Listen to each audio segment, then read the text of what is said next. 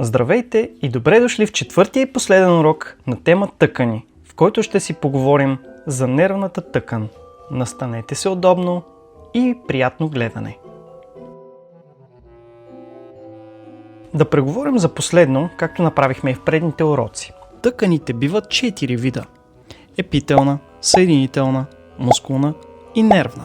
Ако сте пропуснали урока на тема мускулна тъкан, можете да го гледате ето тук, след което да се върнете отново към този урок.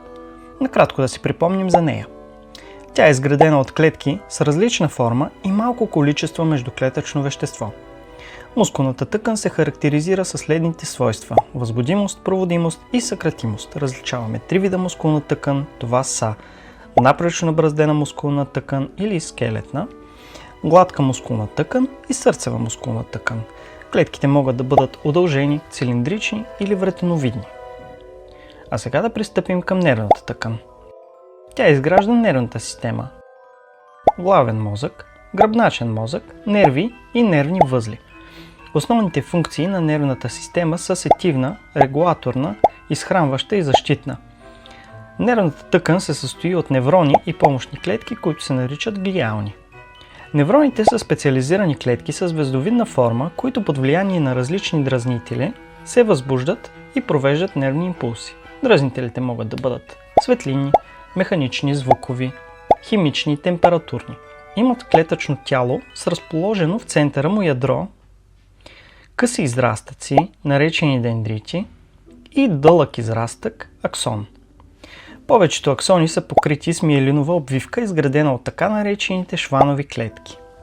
Между тях се намират прищъпванията на Ранвие, които значително увеличават скоростта на провеждане на нервния импулс, тъй като той се разпространява от едно прищъпване към следващото. Но не се притеснявайте, по-подробно за това ще учим тема нервна система. Най-дългите аксони в човешкото тяло могат да достигнат дължина до 1 метър. Невроните се свързват в вериги и мрежи. Веригата действа последния начин. Дендритите на даден неврон приемат нервен импулс от друга нервна клетка. Сигналът се обработва.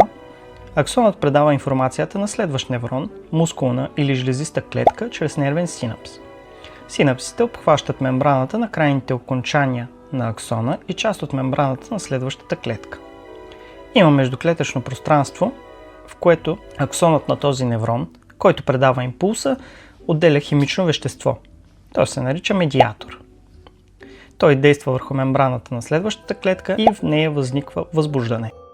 В краищата на някои от невронните вериги се намират жлези или мускули, върху които действат нервните импулси.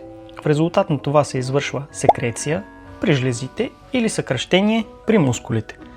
Глиалните клетки са повече на брой от невроните. Имат роля в механичната опора на невроните, образуват миелиновата обвивка на аксоните, участват в обмяната на веществата между невроните и кръвта и унищожават мъртви неврони и имат защитна роля. Благодаря ви за вниманието. Абонирайте се, оставете лайк или коментар, ако видеото ви е харесало, и не забравяйте да решите задачите на нашия сайт quackster-learn.com. Успех!